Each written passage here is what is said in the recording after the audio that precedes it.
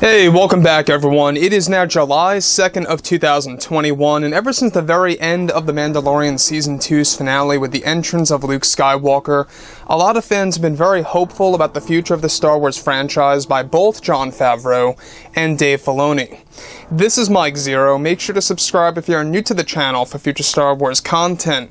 Also make sure to check me out at Mike01 on Twitter if you would like to. Now, we're now in a phase where we have a lot of things happening behind the scenes with the Acolyte TV show that's actually having a lot of setbacks and a lot of issues as we speak. The Book of Boba Fett, by the way, is moving along very well. You know, they're pretty much done filming and heading into post-production, getting ready for that December release to really show the fans a different side of Boba Fett and new secrets about the character's life. And we also got the Bad Batch season finale coming up by this August, which is actually said to have a saga-wide implication. We already got one about a specific character. I'm not going to go into spoilers, but moving on from all of this, we do know that Jon Favreau, Dave Filoni, and George Lucas, they're all working together as this trio, if you will, to bring back Star Wars Legends in a very successful way to really satisfy the hardcore fans. Be it fans that grew up with either the originals or the prequels, whatever it may be, they are absolutely trying to cater to the fans that were very much invested into the Skywalker saga movies. So, everything related to what Jon and Dave are doing right now, this is where things begin to pick up and get very interesting when it involves actress Gina Carano. We obviously know that for the past couple of months now, there's been a big up and down cycle over at Lucasfilm between the happenings of Gina Carano, of herself getting fired by Kathleen Kennedy in a poor way, and all these other crazy things with the Acolyte TV show that we'll get into a little bit later.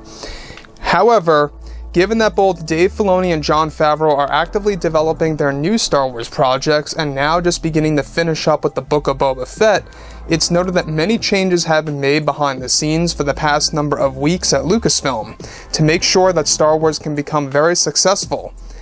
However, it's described that in a recent interview with actor Mark Hamill, Hamill was eventually questioned about actress Gina Carano during her time on the set of The Mandalorian Season 2, where Mark Hamill went on to state that I was on the set of Season 2's finale many times, and even had knowledge about the original and current plans about the season's end. Now, the thing that surprised me was that I know that Cara Dune, played by Gina Carano, was set to have tons of action scenes in that climactic scene that was going to even focus on a moment in which Cara Dune was set to have a moment in which she would actually have dialogue with Luke Skywalker besides Din Djarin. Now, I would have loved to have seen that more with Luke having more dialogue in the finale, but hey, what are you gonna do? I know that early on, Kathleen Kennedy wrote out many of the scenes involving Gina Carano to interact with Luke Skywalker. I was initially informed by Favreau that Cara Dune actually looked up to Luke Skywalker as this legend or mysterious figure, and that it was a shame to have seen that Gina seems to actually did not make it by Kathleen Kennedy, and had disagreed with Favreau in the beginning before Favreau was 100% on his own.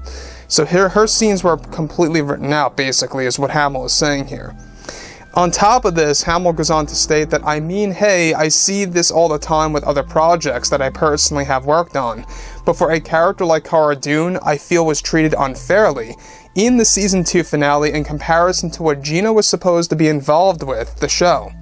Hamill continued to state that Carano, I feel her firing was handled in a messy way, and I don't want to push things too far, but it really could have been handled in a more professional manner. I may not agree with Carano and her political views, but I feel that she was treated unfairly for sure.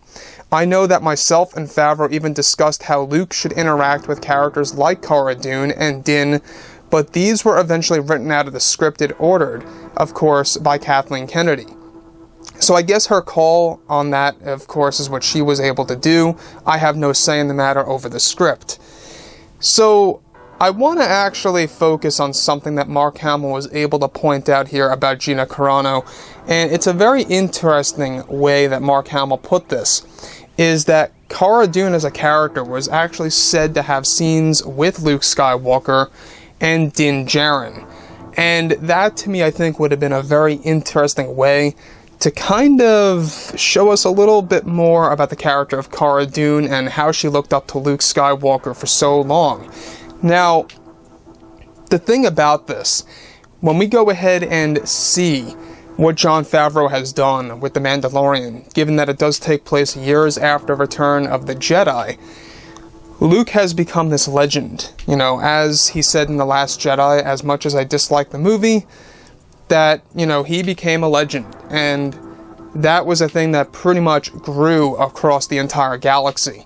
Cara Dune was one of those characters that looked up to Luke Skywalker. Jon Favreau initially wanted to include that into the actual show, but Kathleen Kennedy decided to erase all of this. So, this is a very interesting side of the story here, as Cara Dune could have had a lot more scenes in the Season 2 finale, and more interactions with Luke Skywalker, as opposed to just looking at him.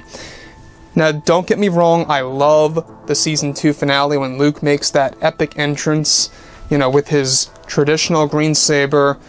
He deactivates it, pulls back his hood, and basically asks for Grogu to come with him. And it was a very great way for Luke to kind of just move on and exit the room. I like that.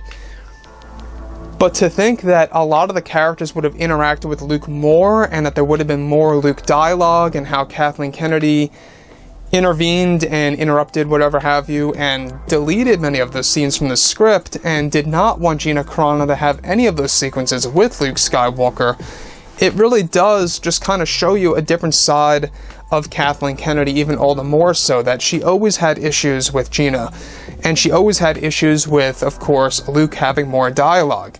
Of course, Kathleen Kennedy had creative power when Season 2 was being written in late 19 into early 20.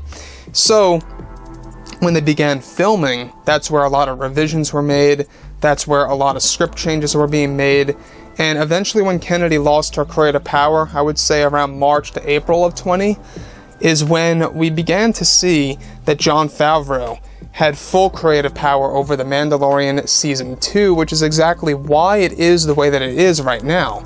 So beloved. I mean, we have characters like Ahsoka, Bo-Katan, Boba Fett, Luke, tons of fan favorite characters thrown in there. Season 3 is about to give us even more, such as Mara Jade, Leia, Luke Skywalker again, and others out there that are really going to take fans by surprise, and we'll talk a little bit about that later. So, like I say, guys, I would love to hear what you have to really say about this entire scenario of what Mark Hamill had to say about Gina Carano's Cara Dune and what it means for the future of Star Wars. I think that obviously things are looking up regardless. You know, given that the Acolyte doesn't look too bright in my opinion, everything else is looking fantastic. So yeah, guys, you know, drop a comment below. Let me know about all of this in the comments, and if you guys did enjoy the content for today, do make sure to drop a thumbs up on this video to support the channel. I thank you all so very much for the kind support, and I'll catch you guys next time.